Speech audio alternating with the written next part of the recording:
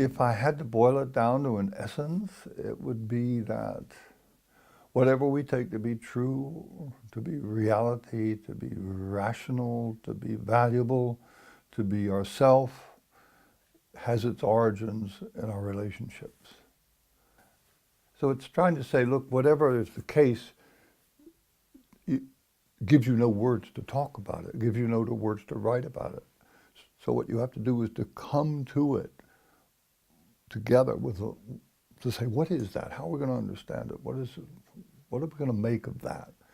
And there are multiple ways of making, depending on your interest, background, culture, history, and so on.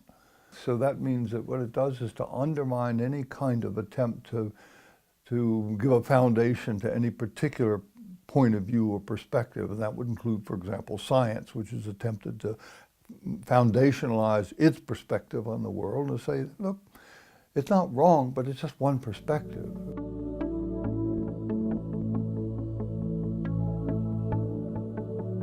I'm not very big on sort of natural needs.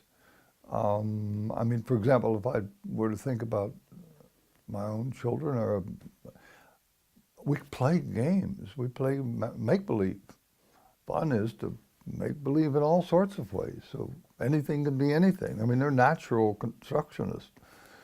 They can create a whole world, on a pillow. So it's we I think, adults who say, well, they really need the foundations. They really have to have directions and so on.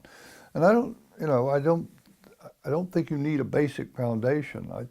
I think if you centered, what you really need as a foundation is an ability to co-create, the ability to work with people, collaborate with them, to move in ways that facilitate the growth and development of, let's say, society or classes or whatever.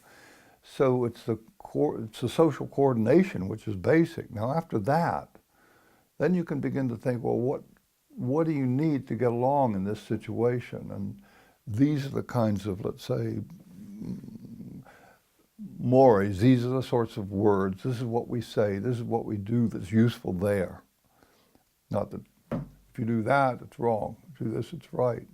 Now you can imagine, particularly as Denmark and everywhere else becomes more pluralistic, as we have multiple realities that begin to be part of our own culture, not only in terms of people moving in, but in terms of, let's say, the digital realities to which we're all exposed, and kids too. So you've got multiple ideas and perspectives roaming around, and then to say that one is the way and the only way, it's perhaps short-sighted.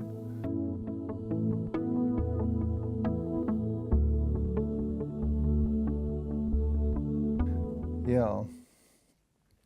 Well, you can imagine, just off the cuff, I'm going to be a critic of performance management, because that's like having a voice from outside the classroom come in and say, how good are you from their perspective, not from yours?